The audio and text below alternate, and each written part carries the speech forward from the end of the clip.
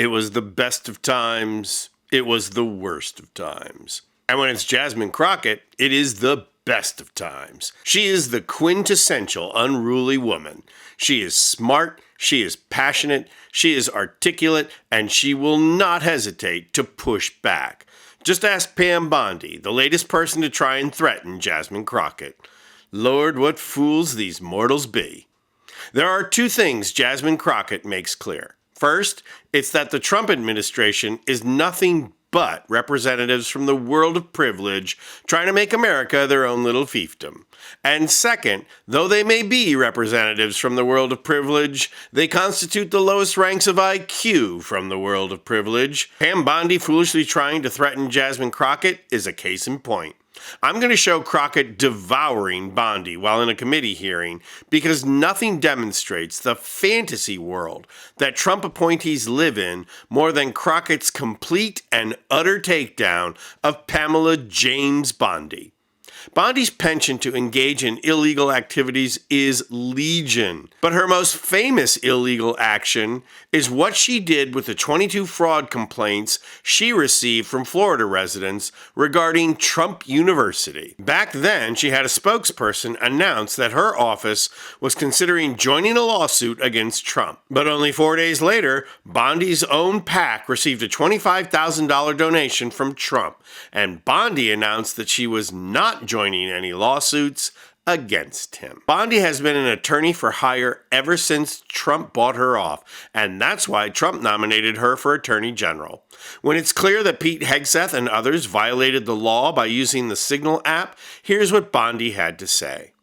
Well, first, it was sensitive information, not classified, and inadvertently released. And what we should be talking about is it was a very successful mission. Our world is now safer because of that mission. We're not going to comment any further on that. If you want to talk about classified information, talk about what was at Hillary Clinton's home that she was trying to bleach bit, talk about the classified documents in Joe Biden's garage that Hunter Biden had access to.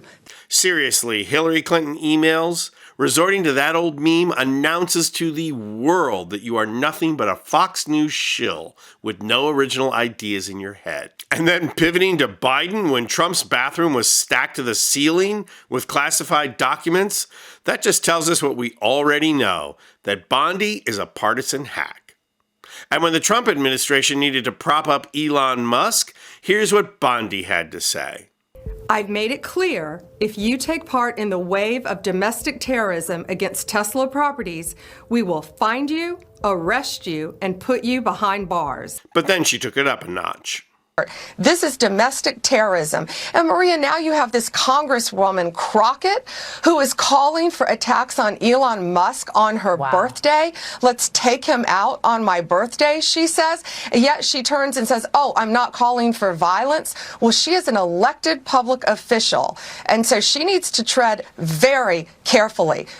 So this is what Jasmine Crockett had to say about the half-truths Bondi was using to threaten her. To have the sitting attorney general go on, and I'm gonna call it faux news. I know some of y'all love it, but it's fake to me. To have her go on Fox News and to then decide that she wanted to send a threat to me, it was wrong. Because here it is, she is the highest law enforcement agent in this country, and people are watching and they are consuming this information and they are believing that simply because I decided that I wanted to exercise my right to free speech, which I am not abridged from doing, that she then wanted to then politicize something that should not be politicized. I don't like Elon Musk. I'm gonna say it 50,000 times. I don't like him. I don't like that he going out there and he firing people. I think that he's a crook because somehow the rest of us can't sit around and get whatever federal contracts we want. The rest of us can't sit around and get law enforcement and get them somehow ordained as federal law enforcement to protect him. The rest of us can't get our dealerships protected by the federal government. That is somebody that is operating above the law. For whatever reason, just because he has a lot of money, more money than everybody else. And yes, I am happy to see that on my birthday, which is what I said, there were peaceful protests around this world against him because he is a problem.